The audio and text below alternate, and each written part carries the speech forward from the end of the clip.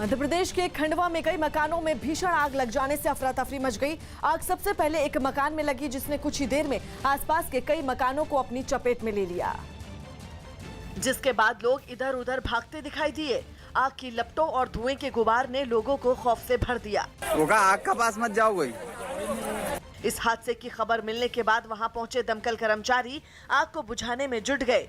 हालांकि जब तक आग को बुझाया गया तब तक कई मकान पूरी तरह जलकर राख हो चुके थे।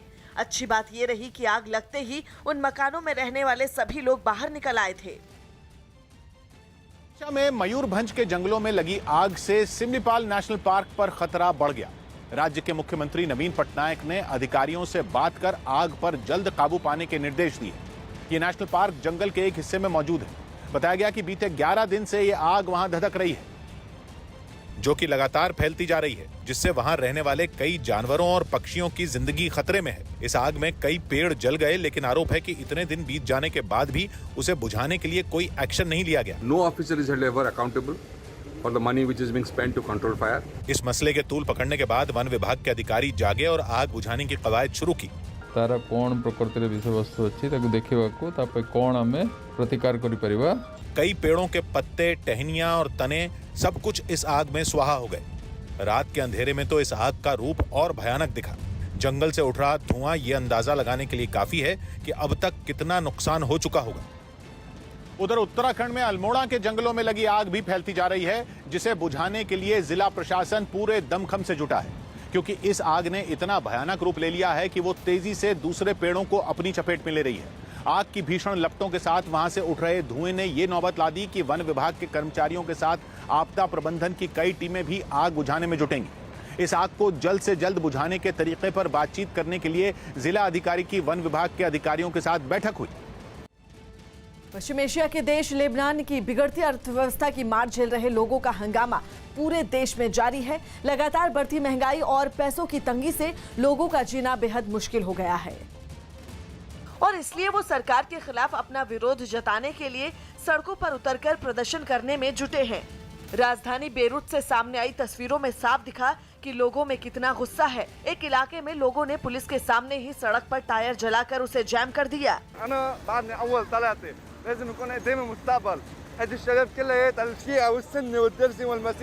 देश के कई शहरों से इसी तरह की तस्वीरें सामने आई। गुस्साए लोगों ने सरकार पर भ्रष्टाचार के कई आरोप भी लगाए। न्यूजीलैंड में रिक्टर स्केल पर 7.3 की तीव्रता का जबरदस्त भूकंप से लोग दहशत में आ गए। वहां भारतीय समय के अनुसार शाम करीब 7 बजे भूकंप के जोरदार झटकों ने लोगों को दहला दिया। भूकंप के बेहद ताकतवर होने की वजह से वहां सुनामी आने की चेतावनी भी जारी कर दी गई और समंदर के पास मौजूद लोगों को तुरंत वहां से दूर या फिर ऊंची जगहों पर जाने को कहा गया। इतना ही नहीं, अगले निर्देश तक लोगों से अपने घर न लौटने की अपील भी की गई। महाराष्ट्र के 5 जिलों में जिला परिषद और पंचायत समिति के चुनाव सुप्रीम कोर्ट ने रद्द कर दिए।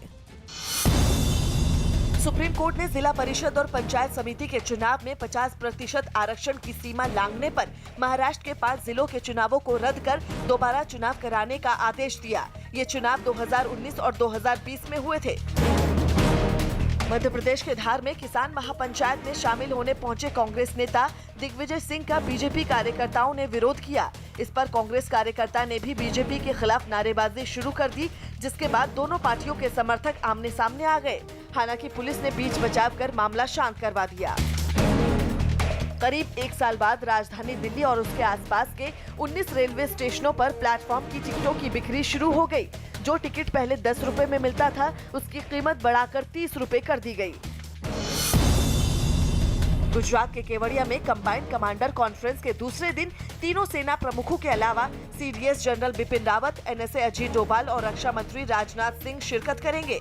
आखिरी दिन यानी 6 मार्च को प्रधानमंत्री नरेंद्र मोदी सम्मेलन में शामिल होंगे और तीनों सेनाओं के अधिकारियों को संबोधित करेंगे।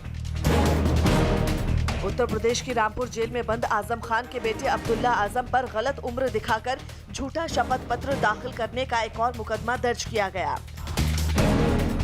नेपाल घूमने गए 3 भारतीय युवकों पर वहां की पुलिस ने फायरिंग कर दी, जिसमें एक की मौत हो गई। दूसरा आदमी जान बचाकर भारतीय सीमा में आ गया, जबकि तीसरा लापता है। बताया गया कि तीनों लोग यूपी के पीलीभीत के रहने वाले हैं, जिनकी कुछ पुलिस वालों से बहस हो गई थी। ग्रीस में रिक्टर स्केल पर 6.3 की तीव्रता का ऐसा ताकतवर भूकंप आया कि वहां तो लोग दहले ही। भूकंप के झटकों ने अल्बानिया, कोसोवो और मोंटेनेग्रो जैसे पास के देशों को भी हिलाकर रख दिया। और कुदरत के इस कहर की जो तस्वीरें कैमरों में रिकॉर्ड हुई, उनमें दहशत के वो चंद पल साफ नजर आए। कपड़ों के एक स्टोर से सामने आई सीसीटीवी फुटेज में रैक बुरी तरह हिलते दिखे। वहां काम कर रही एक महिला पहले तो कुछ समझ ही नहीं पाई, लेकिन जब जमीन ने डोलना बंद ही नहीं किया तो वो जान बचाकर भाग खड़ी हुई। भूकंप लोगों का तो बाल भी बांका नहीं कर पाया, लेकिन उसके तांडव ने सालों से मजबूती से टिकी इमारतों को मिट्टी में मिलाकर रख दिया। कुछ घरों की दीवारें तो ऐसे चकनाचूर हुई कि उनके आर पार सब नजर आने लगा। अंदर रखा सामान भी तहस नहस दिखा। लाखों की गाड़ियों का भी कचूमर निकल गया। प्रकृति ने लोगों को तो बख्श दिया, लेकिन उनके सिर से छत छीनकर ऐसा गहरा जख्म दिया जो शायद मरते दम तक उन्हें कचोटता रहेगा। आशियाना उजड़ने के गम ने लोगों को हिलाकर रख दिया, लेकिन कुछ हिम्मत रखकर घर लौटे और बचा कुचा सामान लेकर ही निकल गए। लोगों के दिल में भूकंप का डर ऐसा घर कर गया कि वो अपने घरों में घुसने की हिम्मत ही नहीं जुटा पाए और रात को बाहर तंबू लगाकर सोए। बिहार के जमुई में सड़क पर एक ताकतवर बम मिलने से हड़कंप मच गया। पुलिस ने बताया कि इलाके में नक्सलियों की मौजूदगी की खबर मिली थी, जिसके बाद वहां सर्च ऑपरेशन चलाया गया। लेकिन इसी दौरान सुरक्षा बल को रास्ते में 20 किलो का एक ताकतवर बम मिला, जिसे बाद में धमाके के साथ नाकाम कर दिया गया। बताया गया कि नक्सलियों ने ये बम सुरक्षा बल को निशाना बनाने के लिए रखा था। हालांकि वक्त रहते बम का पता लगाकर उसे नाकाम कर दिया गया।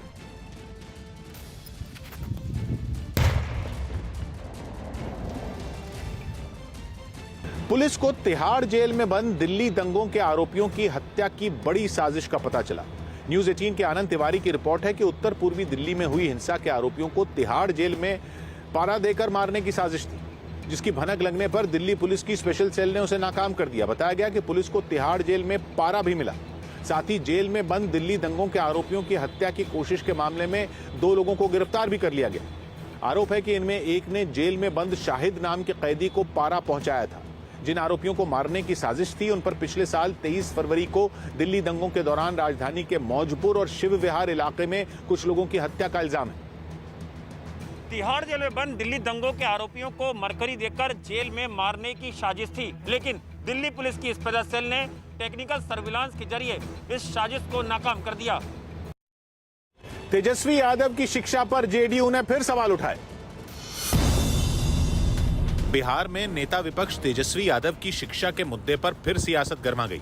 कुछ दिन पहले तेजस्वी यादव ने खुद को बीजेपी विधायक श्रेयसी सिंह का बैचमेट बताया था, लेकिन बाद में उन्होंने सरकारी स्कूल से पढ़ाई करने का दावा किया। लेकिन जेडीयू ने इसी दावे पर उन्हें घेरना शुरू कर दिया। तथ्य को तोड़ मलोड़ करके पेश करना, ये इनके राजनीति का जो डीएनए है उसमें फर्जीवाड़ा ही है। जवाब में आरजेडी ने जेडीयू पर बिना बात की सियासत करने और असली मुद्दों से ध्यान भटकाने का आरोप लगा दिया। एक अच्छा नेता होने के लिए क्वालिफिकेशन कहीं से मैंडेटरी क्वालिफिकेशन नहीं है।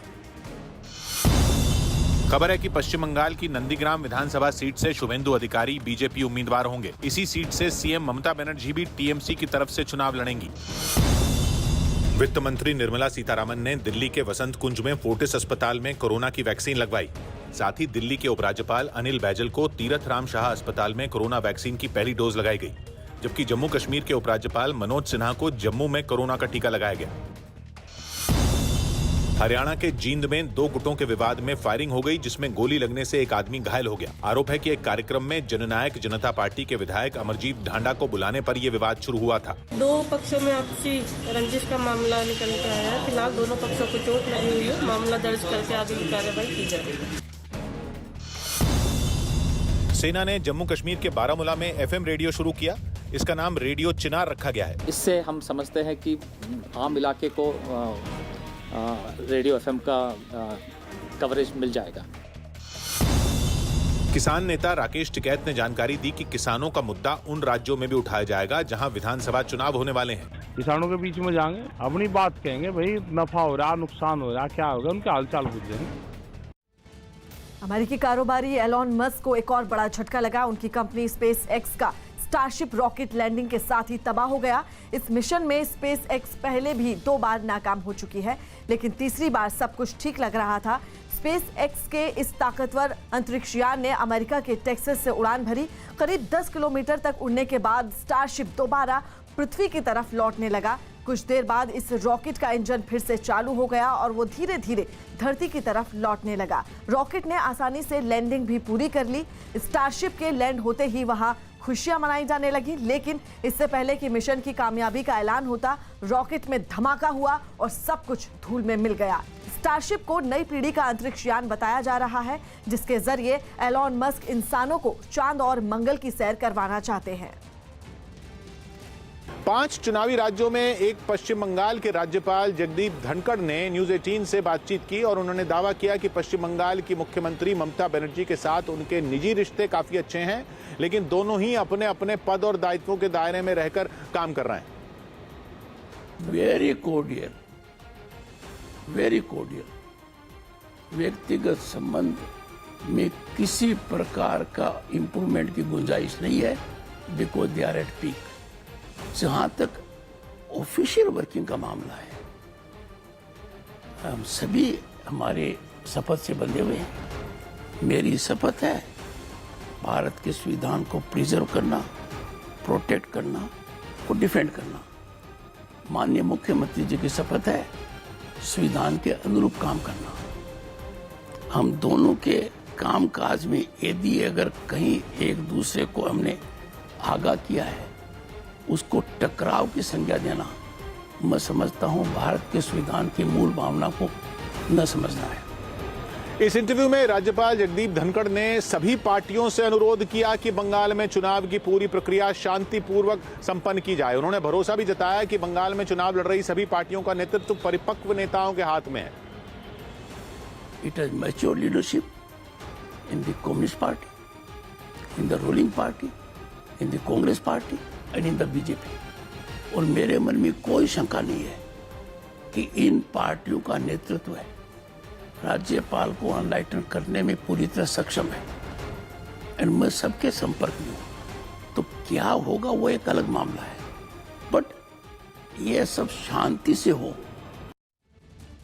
उत्तर प्रदेश के प्रतापगढ़ में उस वक्त हड़कंप मच गया जब वहां शॉर्ट सर्किट की वजह से ऑटो पार्ट्स की एक दुकान में आग लग गई। इससे पहले कि लोग कुछ कर पाते, आग ने पूरी दुकान को अपनी चपेट में ले लिया। थोड़ी ही देर में दुकान से आग की भीषण लपटें निकलने लगी। ये तस्वीरें हम आपको दिखा रहे हैं कि किस तरह से काला धुआं पूरे इलाके में फैल गया। घटना की जानकारी फौरन पुलिस और फायर ब्रिगेड को दी गई, जिसके बाद दमकल की 3 गाड़ियां मौके पर पहुंची और आग बुझाने में जुट गई। लेकिन आग पर काबू पाना इतना भी आसान नहीं था। हालात बिगड़ते देख पुलिस ने वहां खुदाई करने वाली मशीन से मकान की दीवारें भी तोड़वा दी ताकि किसी तरह आग को बुझाया जा सके। हालांकि कई घंटों की मशक्कत के बाद आग को बुझा लिया गया, लेकिन तब तक आग से दुकान में रखा 50 लाख रुपए का सामान जलकर राख हो गया।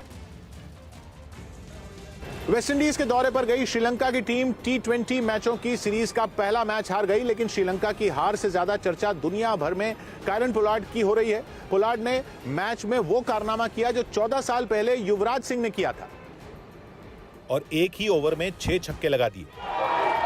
6 sixes for Kieron Pollard. पहला छक्का उन्होंने लॉन्ग ऑन पर मारा, दूसरा छक्का बिल्कुल सीधा मारा जो गेंदबाज के सिर के ऊपर से होता हुआ साइड स्क्रीन से जाकर टकराया। अगली ही गेंद पर लॉन्ग ऑफ के ऊपर से छक्का जड़ दिया।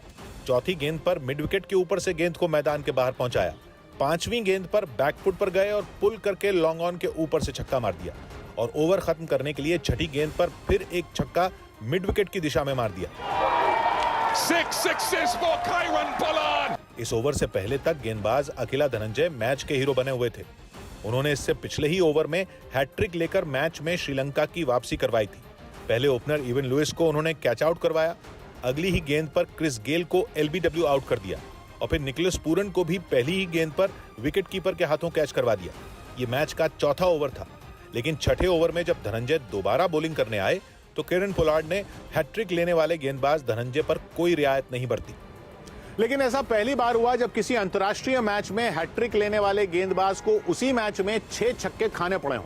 T20 क्रिकेट के इतिहास में कैरन पोलार्ड ऐसे केवल दूसरे बल्लेबाज हैं जिन्होंने एक ओवर में 6 छक्के लगाए हों। इससे पहले 2007 में T20 वर्ल्ड कप के दौरान युवराज सिंह ने इंग्लैंड के खिलाफ खेलते हुए स्टुअर्ट ब्रॉड के एक ओवर में 6 छक्के लगाए थे, जबकि अंतर्राष्ट्रीय क्रिकेट में यह कारनामा तीसरी बार हुआ है। हर्शल गिब्स वनडे मैच में एक ओवर में 6 छक्के लगाने का कारनामा कर चुके हैं। 2007 में ही उन्होंने नेदरलैंड्स के खिलाफ खेले गए 50 ओवर के एक मैच में एक ओवर में 6 छक्के लगाए थे। हालांकि क्रिकेट के इतिहास में सबसे पहले यह कारनामा वेस्टइंडीज के ऑलराउंडर सर गारफील्ड सोबर्स ने 1968 में किया था। उस वक्त वो इंग्लैंड के एक क्लब के लिए खेल रहे थे। टीम इंडिया के मौजूदा कोच रवि शास्त्री भी ऐसा कर चुके हैं। उन्होंने 1985 में बड़ौदा के खिलाफ रणजी ट्रॉफी के एक मैच में खेलते हुए एक ओवर में 6 छक्के लगाए थे। हरियाणा के हिसार से दिल दहला देने वाला एक वीडियो सामने आया जिसमें एक आदमी को कुछ लोग बुरी तरह से पीटते दिखाई दिए। आरोप है कि जब वो आदमी उन लोगों के पास अपने ही पैसे मांगने के लिए गया तो उन्होंने उसे बंधक बना लिया और फिर उसके कपड़े उतारकर उसकी पिटाई शुरू कर दी। तस्वीरों में दिखा कि जमीन पर गिराकर एक आदमी ने उसके दोनों पैर पकड़ लिए तो दूसरा उसकी गर्दन को दबाए दिखा ताकि वो हिल न सके। इसके बाद उसे बेल्ट से ताबड़तोड़ पीटा गया। इस दौरान एक आदमी उसकी पीठ पर पैर से वार करता भी नजर आया। खबर है कि उसके एक साथी की भी उन लोगों ने इसी तरह पिटाई की। अगर हम भागते नहीं, किसी भी तरह थोड़ा जान बचा के भागते नहीं तो हमें शायद आज रात को एक जान से मार देते। मारपीट का यह वीडियो सोशल मीडिया पर भी वायरल हो गया, जिसके बाद पुलिस ने 5 आरोपियों को गिरफ्तार कर जेल भेज दिया, जबकि एक आरोपी फरार है। रिलायंस इंडस्ट्रीज लिमिटेड ने अपने कर्मचारियों और उनके परिवार के सदस्यों को मुफ्त कोरोना वैक्सीन देने का ऐलान किया है।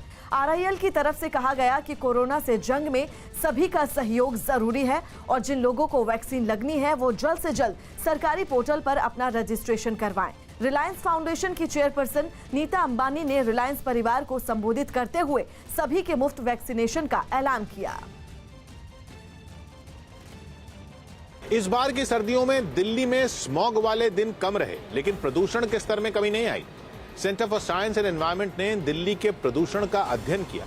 न्यूज 18 की प्रियंका काटपाल की रिपोर्ट है कि दिल्ली में पिछले साल 19 दिन स्मॉग वाले रहे थे, जबकि इस बार ऐसे दिनों की गिनती केवल 10 रही। लेकिन गंभीर स्तर पर प्रदूषण पहुंचने वाले दिनों की गिनती में खास अंतर नहीं आया। पिछली बार ऐसे दिनों की गिनती 25 थी, जो इस बार कम होकर 23 दर्ज की गई। लॉकडाउन के कारण पिछले साल की गर्मियां साफ रही थी और प्रदूषण का स्तर काफी कम था, इसलिए उम्मीद की जा रही थी कि इस बार सर्दियों में भी हवा पहले के मुकाबले काफी साफ रहेगी, लेकिन यह अंदाजा गलत साबित हुआ। हैरान करने वाली बात यह सामने आई कि इस बार के प्रदूषण में ज्यादा बड़ी भूमिका दिल्ली के अपने कारणों की रही, जिसकी वजह से पश्चिमी दिल्ली की हवा तो साफ रही, लेकिन उत्तरी दिल्ली बेहद प्रदूषित रही। रिसर्च में दिल्ली के जहांगीरपुरी को प्रदूषण का हॉटस्पॉट बताया गया। लोकल पोल्यूशन का असर ज़्यादा रहा। अगर आप दिल्ली के अंदर ही देखें तो दिल्ली के अंदर नॉर्थ दिल्ली सबसे ज़्यादा प्रदूषित थी और वेस्ट दिल्ली सबसे कम प्रदूषित थी, और प्रदूषण का जो अंतर था वो काफ़ी ज़्यादा था। ई श्रीधरन की सीएम उम्मीदवारी पर विदेश राज्य मंत्री ने सफाई दी।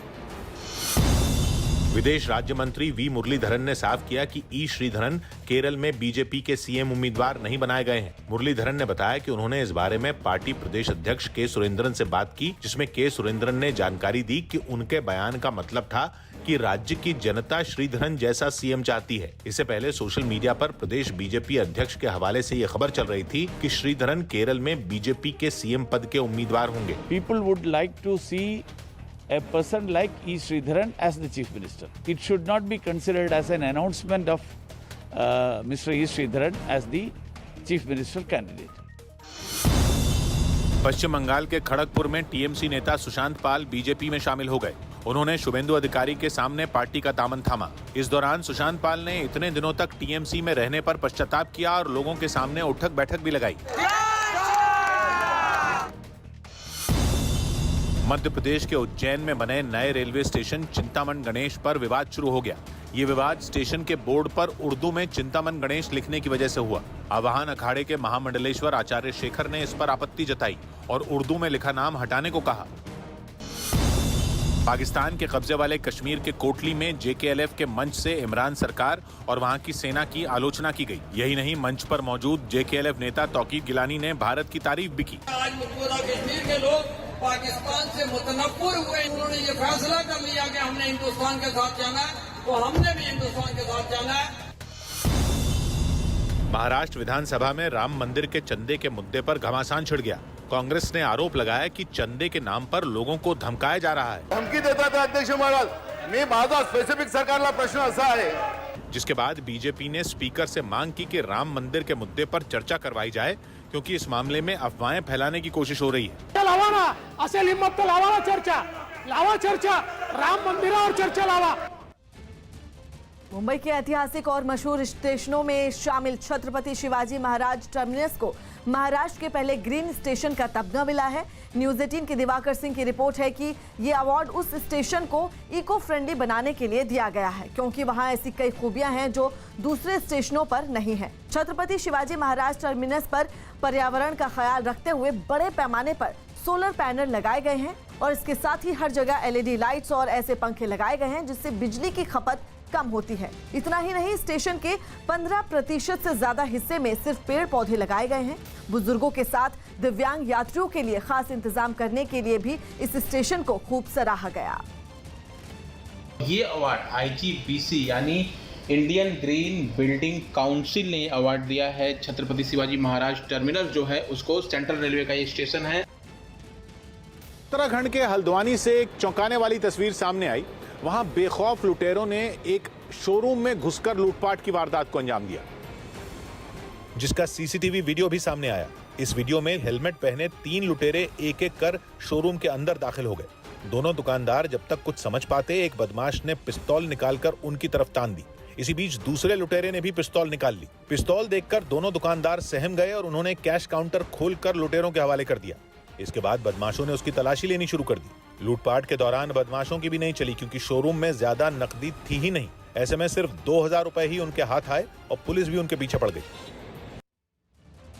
मुंबई के नजदीक भिवंडी में कबाड़ के गोदाम में अचानक भीषण आग लग गई, लेकिन लोगों के हाथ पांव तब फूल गए जब आग वहां मौजूद दूसरे गोदामों तक फैल गई। घटना की जो तस्वीरें सामने आई, उनमें एक तस्वीर में गोदाम से आग की भीषण लपटें निकलती हुई दिखाई दी। ये तस्वीरें हम आपको उसी दौरान की दिखा रहे हैं कि किस तरह आग की वजह से आसमान पूरा लाल दिखने लगा। फौरन घटना की जानकारी पुलिस और फायर ब्रिगेड को दी गई, जिसके बाद वहां दमकल की 4 गाड़ियां पहुंची और आग बुझाने में जुट गई। लेकिन आग को बुझाना इतना भी आसान नहीं था। हालांकि कई घंटों की मशक्कत के बाद आग को बुझा लिया गया, लेकिन तब तक 4 गोदाम और उसमें रखा लाखों रुपए का सामान जलकर राख हो गया। गोदाम में आग कैसे लगी, इसका भी पता नहीं चल पाया है। उत्तर प्रदेश के आगरा में ताजमहल में बम रखे होने की खबर गलत निकली, जिसके बाद ताजमहल को एक बार फिर पर्यटकों के लिए खोल दिया गया। लेकिन इससे पहले जब पुलिस को सुबह सुबह एक अनजान शख्स ने वहां बम रखे होने की खबर दी तो हड़कंप मच गया और आनन फानन में पुलिस ने ताजमहल परिसर को खाली करा दिया। जिसके बाद वहां करीब 2 घंटे तक सर्च ऑपरेशन चला और ताजमहल के चप्पे चप्पे की तलाशी ली गई। ताजमहल के अंदर CISF के जवान, पुलिस के जवान, जो बम स्क्वाड की टीम है वो सर्च अभियान चला रही है। हालांकि पुलिस को जब इस बात की तसल्ली हो गई कि वहां कोई बम नहीं है तो पर्यटकों को फिर से ताजमहल में एंट्री दी जाने लगी। यही नहीं, 112 नंबर पर कॉल करके पुलिस को ताजमहल में बम होने की खबर देने वाले शख्स को भी पकड़ लिया गया। ये पता लगाने का प्रयास किया जा रहा है कि आखिरकार उसने ऐसा क्यों किया। शुरुआती जांच में पता चला कि ये झूठी खबर फैलाने वाला शख्स मानसिक तौर पर बीमार है। दिल्ली में पश्चिम बंगाल और असम समेत 5 विधानसभा चुनावों को लेकर बीजेपी की केंद्रीय समिति की बैठक करीब 4.5 घंटे तक चली, जिसमें गृह मंत्री अमित शाह, बीजेपी अध्यक्ष JP नड्डा, असम और पश्चिम बंगाल के कई बड़े नेता शामिल हुए।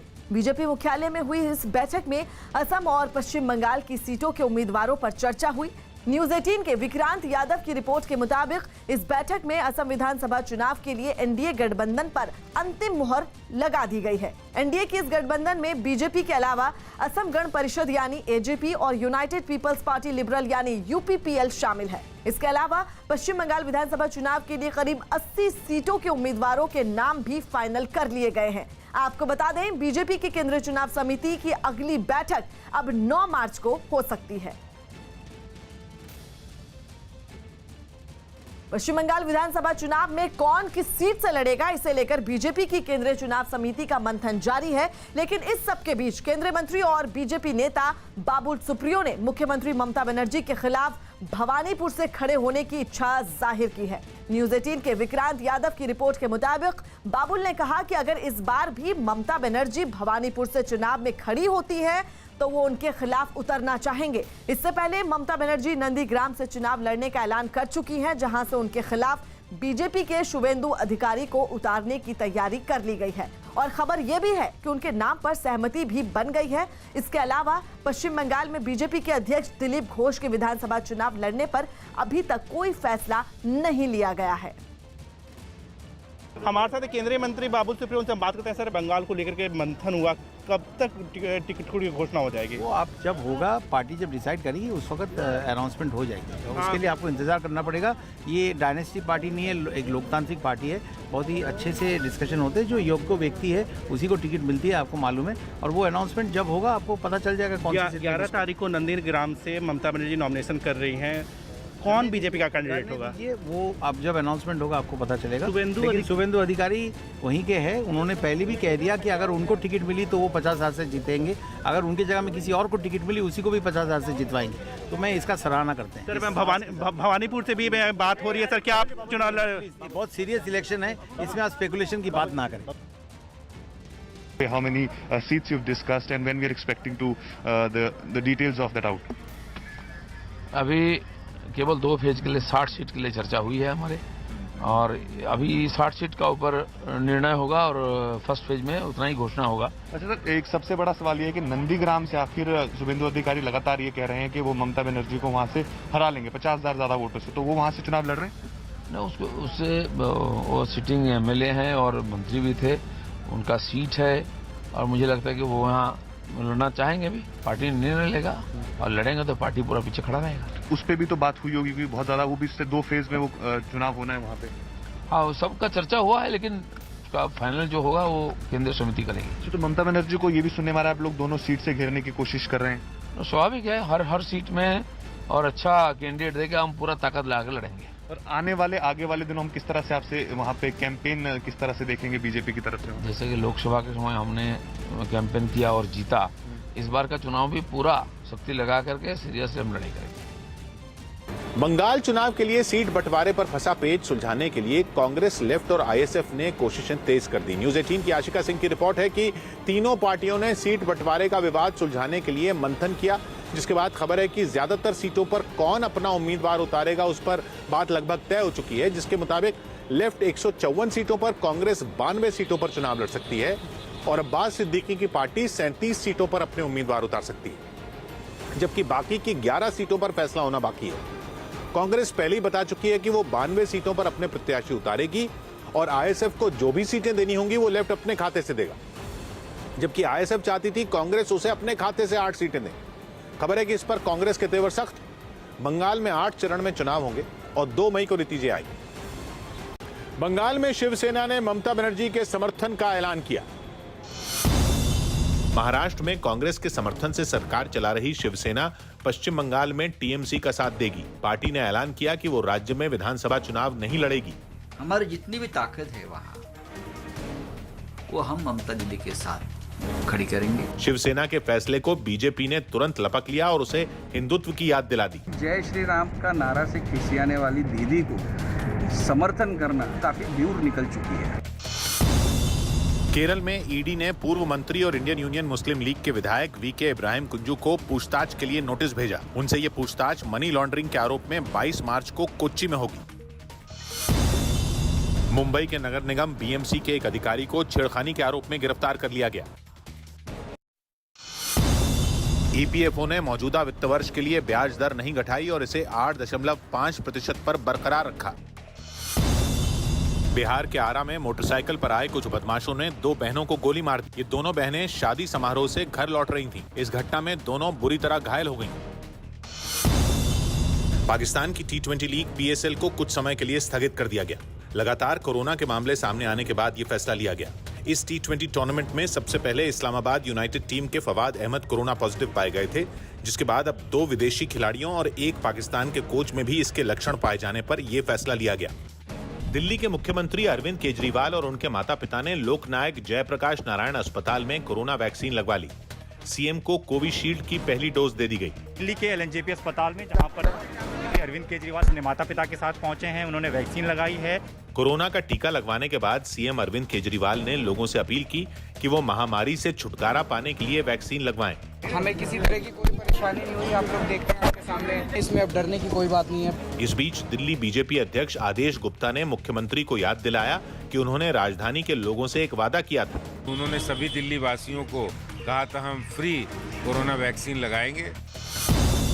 बीजेपी के कुछ नेताओं ने पश्चिम बंगाल की सीएम ममता बनर्जी के खिलाफ दिल्ली में चुनाव आयोग से शिकायत की। आरोप है कि ममता बनर्जी ने हुगली की अपनी चुनावी सभा में खेला शब्द का इस्तेमाल किया, जिसका हवाला देते हुए बीजेपी ने टीएमसी पर चुनाव में गड़बड़ी करने का आरोप लगाया। खेला क्या होवे, इसका मतलब है पोलिंग बूथ पे कब्जा। खेला क्या होवे, मतदाताओं को डराना।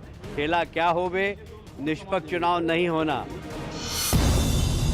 राजस्थान के दौसा में एक आदमी ने अपनी बेटी की हत्या कर दी और फिर थाने में सरेंडर कर दिया। इस लड़की की शादी पिछले महीने 16 फरवरी को हुई थी, लेकिन आरोप है कि वो इसके बावजूद अपने प्रेमी के साथ रहने लगी थी। इसी से उसके मायके वाले नाराज थे।